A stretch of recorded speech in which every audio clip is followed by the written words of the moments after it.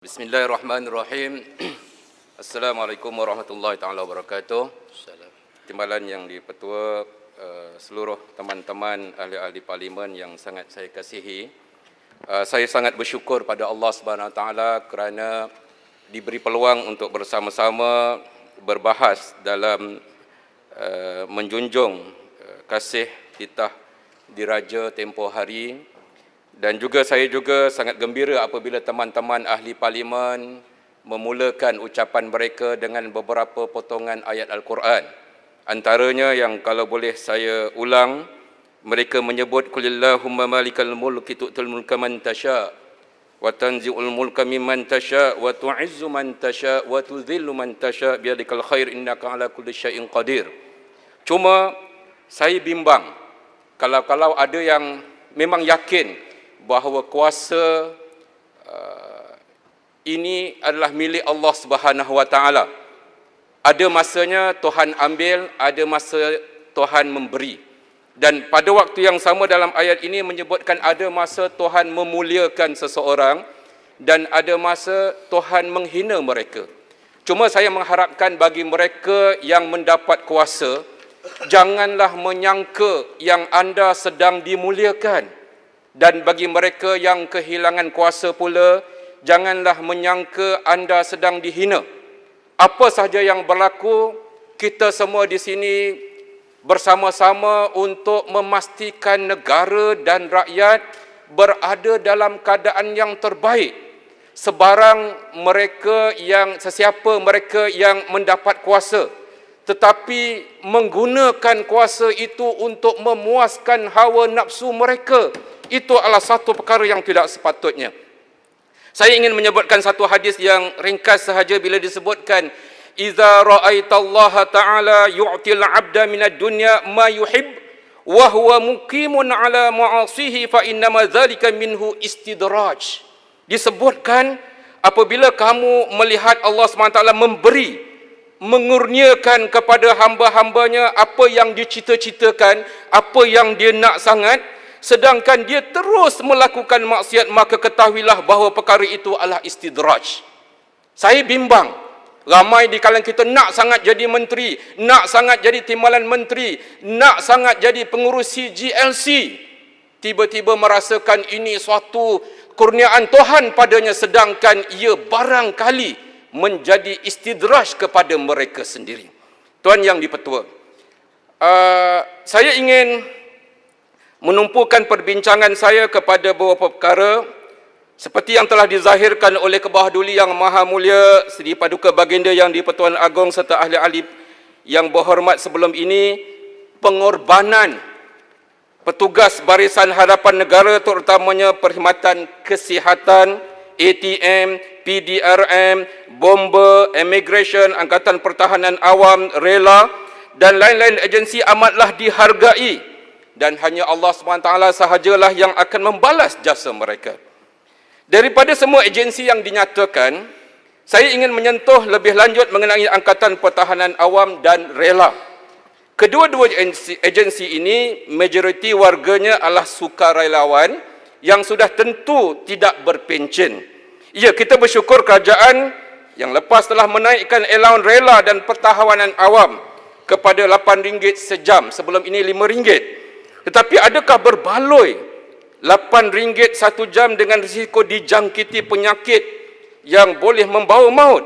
Kerajaan harus memikirkan insentif-insentif tambahan dalam bentuk keuangan dan bukan keuangan supaya pengorbanan sukarelawan itu terbalas dan paling tidak dihargai.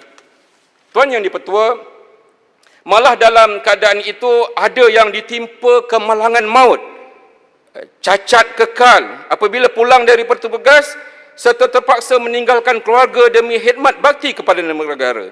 Pejabat operasi mereka di daerah-daerah sangat daif dan sangat sederhana. Marilah kita sama-sama mengambil kesempatan untuk mendoakan almarhum Allahyarham Kopral Safwan bin Muhammad Ismail akibat dirempuh pemandu mabuk di sekatan Jalan Raya Plaza Tol Lekas Kajang Selatan dalam Parlimen Hulu Langat baru-baru ini. Dan saya ingin mengambil kesempatan Saya ketika berada di hospital Serdang tersebut, sama-sama untuk mengurus jenazah tersebut, saya mendengar bisikan daripada anggota-anggota PDRM yang mengatakan bahawa sepatutnya jenazah wira negara yang mati ketika bertugas itu diberikan laluan pantas, laluan cepat tanpa melanggar SOP keselamatan kesihatan. Tetapi kita lihat proses untuk menunggu postmortem, proses untuk mengambil ujian COVID-19 itu dibawa ke Hospital Sungai Buloh, tunggu proses di sana patah balik sehingga jam 2:30 malam baru dapat diuruskan jenazah itu. Perhatian kepada penjawat-penjawat awam, marilah kita sama-sama membantu sesama kita mempercepatkan proses-proses yang sepatutnya dipercepatkan selagi mana tidak melanggar SOP keselamatan kesihatan itu. Kita bersyukur ramai rakyat Malaysia memiliki sikap kesukarelawan. Namun keadaan ekonomi pasca COVID-19 ini mungkin akan menjadikan lebih ramai individu memilih untuk melakukan perkara yang boleh menjana pendapatan keluarga daripada menyertai aktiviti kesukarelawan. Rangsangan daripada kerajaan kepada mereka sepatutnya dipertingkatkan. Minggu lepas dalam membahaskan titah diraja, ada ahli yang berhormat menyatakan tentang program latihan khidmat negara PLKN atau yang seumpamanya. Saya melihat bagi menjimatkan wang rakyat, saya nak mencadangkan kita perkukuhkan sahaja pasukan simpanan beruniform sedia ada seperti rela, askar wataniah dan lain-lain, supaya anak-anak kita yang tamat daripada SPM mereka diwajibkan tetapi bebas memilih untuk menyertai pasukan uniform yang mereka minati. Kalau mereka bertugas di sebelah pagi, pada waktu petang mereka boleh menjalankan kegiatan ekonomi dan menjalankan aktiviti keluarga dengan menyertai sama ada wataniah ataupun Angkatan Pertahanan Awam. Pusat latihan pelbagai agensi penguatkuasa sudah tersedia ada. Kita tidak perlu membuka pusat-pusat latihan yang kosnya sangat tinggi. Biarkan pusat-pusat latihan itu dengan dibantu oleh pesara-pesara pasukan beruniform untuk memberi latihan kepada anak-anak kita itu. Sekiranya belia-belia ini melanjutkan pelajaran di IPTA dan IPTS pula, mereka sudah apabila dah bekerja sepenuh masa, mereka boleh untuk terus terlibat dalam pasukan beruniform itu. Urusan kebajikan masyarakat dalam titah Seri Paduka Baginda yang di-Pertuan Agong, Baginda menzahirkan usaha kerajaan untuk menjaga kebajikan rakyat terutamanya kanak-kanak, wanita, warga emas, OKU dan golongan yang memerlukan. Ya, kita tidak menafikan bantuan yang telah dilaksanakan oleh kerajaan semasa wabak COVID-19 melanda tempoh hari. Namun kita terlupa mengenai kemajuan kerjaya warga Jabatan Kebajikan Masyarakat itu sendiri, JKM. Selain menyalurkan bantuan, JKM menjaga pelbagai akta. Akta keganasan rumah tangga misalnya, polis belum sampai di tempat aduan, pegawai JKM dah diugut oleh suami mabuk yang memukul isteri sebagai contoh. Air banjir belum surut, pegawai kebajikan yang mengandung kadang-kadang sudah pergi ke pusat pemindahan dengan cuti dibekukan pada musim tengkujuh. Sesungguhnya pegawai JKM bukanlah Iron Man ataupun Superman. JKM serba kekurangan dalam konteks logistik, tak seperti pasukan beruniform. Namun mereka adalah subject matter expert. Dengan izin, mohon JPA semak perkara ini. Walaupun hanya ada diploma, mereka berpengalaman mengendalikan taska dan bantuan ekonomi untuk orang OKU di lapangan. Bagaimana hendak menjaga kebajikan rakyat jika kebajikan kaki tangan JKM sendiri terabai? Pegawai grade S41 dan ke atas mungkin gaji mereka agak selesa. Tapi bagi kaki tangan sokongan bawah grade S41, saya memohon menteri berkenaan mengkaji semula beban tugas mereka. Atau sekurang-kurangnya memberi allowance khas. Saya mencadangkan grade pangkat S32 dan S36 diperbanyakkan di daerah-daerah kerana mereka inilah yang membuat pelbagai tugas semasa bencana. seperti sepanjang PKP, kami mengucapkan terima kasih dan tahniah kepada JKM. Anda terbaik. Datuk Yang di-Pertua, berkenaan dengan rasuah, kita telah sebut banyak kali antara ayat samma'una lil kadzib akaluna lis-suh. Sangat suka mendengar berita-berita dusta dan sangat suka dan makan apa yang haram termasuk rasuah dan seumpamanya. Malah disebutkan dalam beberapa hadis, la'natullah 'alal rashi wal murtashi. Laknat Allah kepada mereka yang memberi rasuah dan yang menerima rasuah. Islam ialah agama yang menentang kezaliman dan penindasan. Rasuah merupakan salah satu bentuk penindasan yang tidak disedari oleh masyarakat dan orang ramai. Rasuah menyebabkan yang kaya terus kaya bersama-sama kroni-kroninya dan yang miskin terus merempat. Hanya bagaikan mengharap agar Abah memberi pengumuman gula-gula kepada mereka. Jurang pendapatan si miskin semakin menjarak dan akhirnya menjadi barah kepada rakyat. Kita tidak boleh membiarkan gejala rasuah ini berterusan. Setiap kali menghadiri persidangan antarabangsa, saya merasa malu apabila selalu ditanyakan oleh peserta-peserta antarabangsa mengenai kleptokrasi serta penyalahgunaan kuasa oleh individu-individu tertentu. Namun saya memuji pihak SPRM atas kejayaan membongkar beberapa rasuah berprofil tinggi yang cuba disembunyikan sebelum ini. Kita perlu serius berkenaan dengan gesaan Seri Paduka Baginda Yang di-Pertuan Agong agar kerajaan terus melaksanakan Pelan Anti Rasuah Nasional. Saya mohon kepada SPRM agar tidak hanya menahan pesalah-pesalah daripada pihak pembangkang saja. Penahanan dan penyiasatan harus juga melibatkan pihak kerajaan yang ramai terlibat dengan pelbagai skandal sehingga negara dicaci dan dipandang jijik. Jangan sampai SPRM dijadikan alat untuk menindas pembangkang. Akhirnya kepercayaan kepada SPRM terhakis dan label kleptokrasi akan terus menjadi ejekan di mata dunia. Tuan Yang di-Pertua, rakyat di Hulangat berharap kerajaan tidak membubarkan Pusat Governance Integrity dan Anti Rasuah GIACC yang diwujudkan ketika PH memerintah dahulu. Ingat, kita serius dalam mencegah rasuah yang memalukan agama dan bangsa. Apakah Malaysia alpa tentang rasuah ini? Saya juga ingin mengingatkan tentang apa yang telah disebut oleh teman-teman, bagaimana PAC di Parlimen ini belum digerakkan lagi, sedangkan mereka sepatutnya dapat menjalankan tugas mereka sebagai ahli Parlimen untuk membantu negara menyiasat perkara-perkara yang sepatutnya disiasat. Saya sangat mengharapkan, mentang-mentang sekarang ini sedang wabak COVID, bermacam-macam tender dianugerahkan atas alasan perbelanjaan dan perolehan darurat, sehingga seolah-olah membuka peluang kepada mereka mengambil kesempatan. Silakan. Minta maaf Yang Berhormat Ulangat. Saya mohon mencelah. Mendengar tadi mengenai SPRM, saya dimaklumkan bahawa sebelum ini dalam kerajaan Pakatan Harapan hari itu ada usaha-usaha untuk memindahkan SPRM ini diletak di bawah Parlimen dan tidak lagi di bawah Jabatan Perdana Menteri. Adakah Yang Berhormat Ulangat setuju sekiranya kerajaan perikatan ini terus pertimbangkan dan melaksanakannya? Terima kasih. Itulah yang kami cita-citakan, itu yang kami semua nak, supaya SPRM diberikan suatu ruang untuk mereka tidak duduk di bawah eksekutif dan akhirnya boleh dipergunakan sewenang-wenangnya. Terima kasih dan masukkannya dalam ucapan perbahasan saya. Berkenaan dengan perpaduan, 5 minit lagi. Kami sekalian rakyat menjunjung kasih Seri Paduka Baginda Yang di-Pertuan Agong menzahirkan rasa bimbang melihat polarisasi kaum yang masih wujud.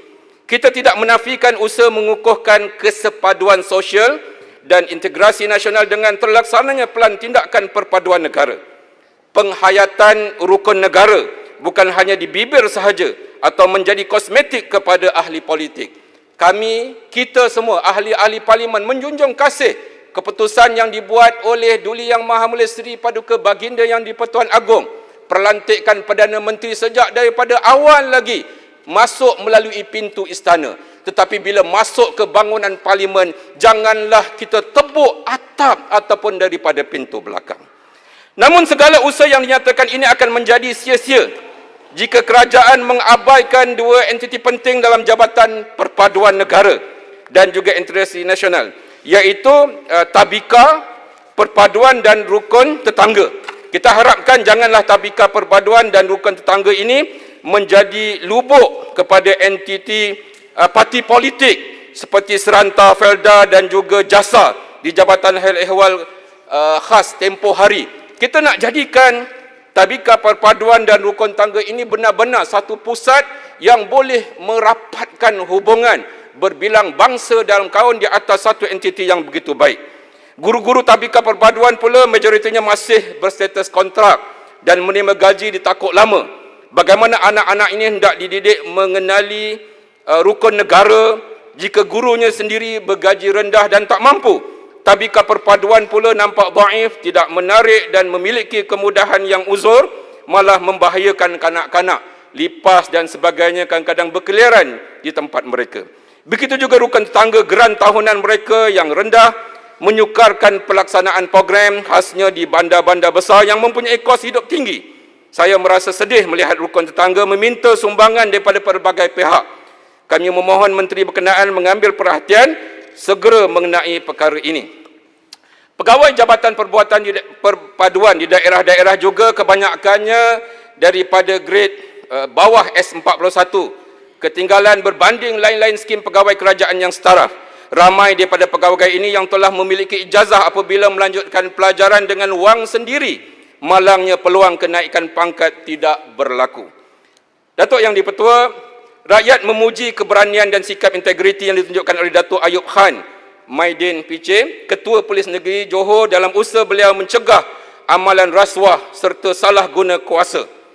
Tahap keselamatan hendaklah dipertingkatkan dalam menangani penyeludupan dan pemerdagangan manusia, khususnya dalam operasi benteng. Tahniah semua agensi penguatkuasa negara, sempadan negara yang luas perlu diperkukuhkan dalam usaha mengekang laluan rentas sempadan pendatang asing tanpa izin di daratan serta di lautan. Aset-aset pasukan gerakan udara PGU, PDRM seperti Cessna Caravan dan juga Pilatus PC-6 Porter yang sudah berusia puluhan tahun sepatutnya sudah ditukar. Begitu juga keperluan pengujudan pengkalan baharu PGU di tempat-tempat yang berisiko, umpamanya di pulau-pulau sepanjang pantai timur Sabah serta di pendalaman Sarawak yang bersempadan dengan Kalimantan, Indonesia dan Brunei. Mungkin PGU perlukan pesawat yang lebih besar yang boleh terbang lebih lama lagi. Sesungguhnya Malaysia adalah sebuah negara maritim. Bagi TUDM, pesawat peronda maritim Beechcraft B2001 dilihat terlalu kerdil untuk memantau perairan Malaysia yang dipisahkan oleh Laut Cina Selatan. Apakah perancangan jangka panjang Kementerian Pertahanan untuk memastikan pesawat ringan maritim yang dibeli pada tahun 1993 tidak akan mengorbankan lagi nyawa juruterbang TUDM seperti yang berlaku pada Disember 2016. Tuanku yang di-Pertuan Agong juga ada menyebut mengenai pemilikan rumah mampu milik. Parlimen Hulu Langat menjadi pilihan tempat kediaman bagi mereka yang bekerja di Kuala Lumpur kerana kos pembelian atau sewaan rumah sangat mahal di ibu kota. Mereka mula menumpu di Hulu Langat. PPR sememangnya wujud tapi tak mencukupi. Malangnya Kuala Lumpur yang satu ketika dahulu mempunyai banyak tanah untuk didirikan PPR telah dibina pusat beli belah tanpa had. Taman permainan, padang bola sepak, tanah untuk dibina surau atau majlis, semuanya telah digantikan dengan kondominium mewah. Apakah ini keadilan kepada warga kota? Mampukah rakyat Malaysia yang susah untuk membeli apartmen yang berharga RM500,000 ke atas? Perkara ini bukan terjadi selepas Mei 2018, tetapi telah puluhan tahun warga kota menerima deritanya. Mungkinkah menteri wilayah yang baru ada penyelesaiannya? Pelbagai permasalahan di Kuala Lumpur turut dirasai di Parlimen Hulu Langat ini. Saya ingin mengambil kesempatan untuk isu tempatan last sekali untuk Menteri Pendidikan yang sedang main WhatsApp itu, urusan sekolah kebangsaan Pelangi di Semenyih yang kelihatan lambat dan bagaikan terbengkalai walaupun taklah diketerikan begitu, tapi sangat lambat kita orang Johor. Dan akhir sekali, urusan banjir di Dusun Tua perlu mendapat perhatian kerana ia sangat membesarkan. Kerajaan Negeri Selangor telah bersetuju 50% daripada peruntukan menaik taraf dan juga menyelegara Sungai Langat daripada hulu ke Kuala Langat telah dipersetujui oleh Kerajaan Selangor. Kami mohon supaya Kerajaan Federal bergabung untuk menyelesaikan masalah ini. Saya mengucapkan terima kasih kepada semua yang sudi bersama-sama mempertahankan negara dan melupakan isu perbezaan politik. Yang penting kita urus negara ini dengan kena baik. Mohon menyokong usul titah diraja ini. Terima kasih. Terima kasih.